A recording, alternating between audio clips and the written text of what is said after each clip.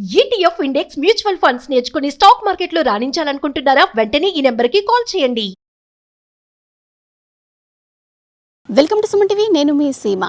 ఈ మధ్యకాలంలో ప్రతి ఒక్కరు కూడా సోషల్ మీడియాకు చాలా ఎడిట్ అయ్యారని చెప్పొచ్చు. ఎందుకంటే చాలా మట్టుకు చూస్తున్నాము, ఏవి జరిగినా సరే సోషల్ మీడియా ప్రభావం ఎంతో కొంత ఉందనే మనం చెప్పొచ్చు. అయితే ఆస్ట్రేలియాలోని 16 ఏళ్ల లోపు యువత సోషల్ మీడియాకు దూరంగా ఉండాలి అనేది అక్కడ ఒక నిషేధం, అలాగే హుకుం కూడా జారీ చేసింది.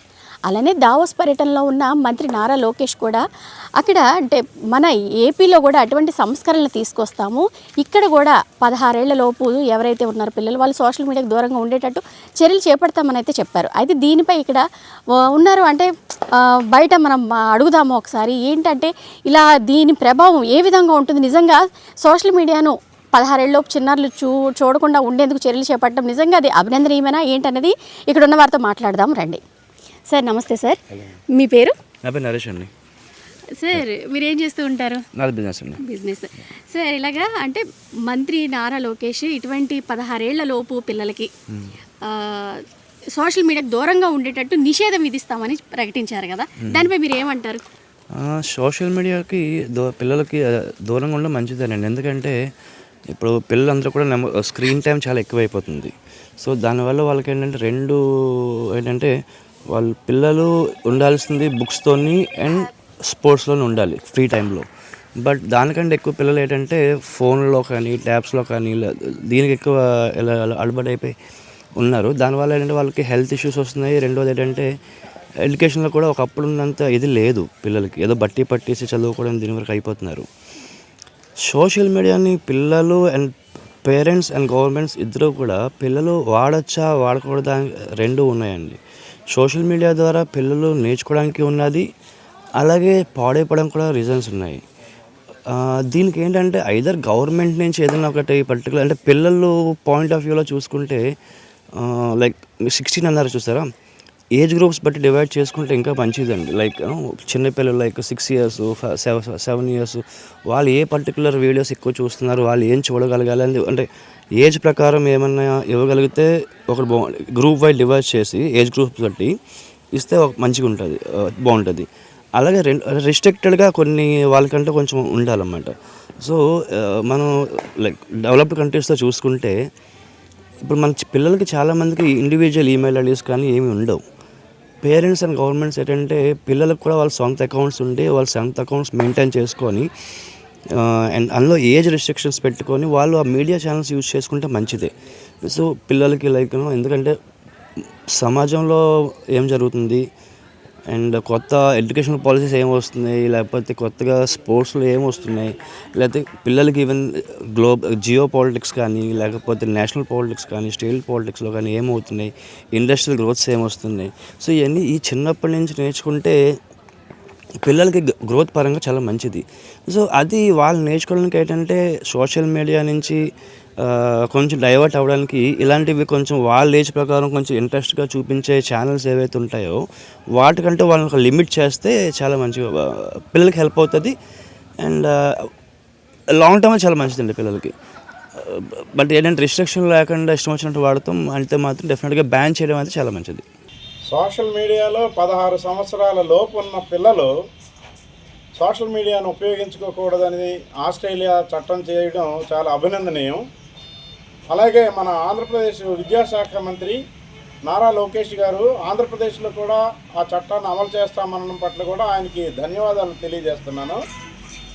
ఆ చట్టం మన ఆంధ్రప్రదేశ్లోను భారతదేశంలో కూడా ఉపయోగించగలిగినట్లయితే మన బాలబాలికలు చెడిపోకుండా మంచి వాతావరణంలో పెరుగుతారనేటువంటి అభిప్రాయం నాకుంది. ఆ చట్టాన్ని వీలైనంత వేగంగా ఆంధ్రప్రదేశ్ ముఖ్యమంత్రి చంద్రబాబు నాయుడు గారు అలాగే భారత ప్రధానమంత్రి శ్రీ నరేంద్ర మోడీ గారు ఆ చట్టాన్ని మన దేశవ్యాప్తంగా అమలు చేస్తే బాగుంటుందని నేను అభిప్రాయపడుతున్నాను.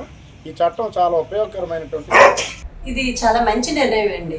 ఎందుకంటే ఇప్పుడు యువత తప్పుడు దావలోకి వెళ్లకుండా ఆయన యువగలంతో ఒక పాదయాత్ర చేసి ప్రతి ఒక్కటి కూడా నోటెడ్ చేసుకునే వ్యక్తి ఆయన. ఇప్పుడు యువతకి ఎన్నో రకాలుగా ఆయన కొండంత అండగా నిలబడుతున్నారు, ఉద్యోగాలు ఇచ్చి అన్నిటి ఇచ్చా.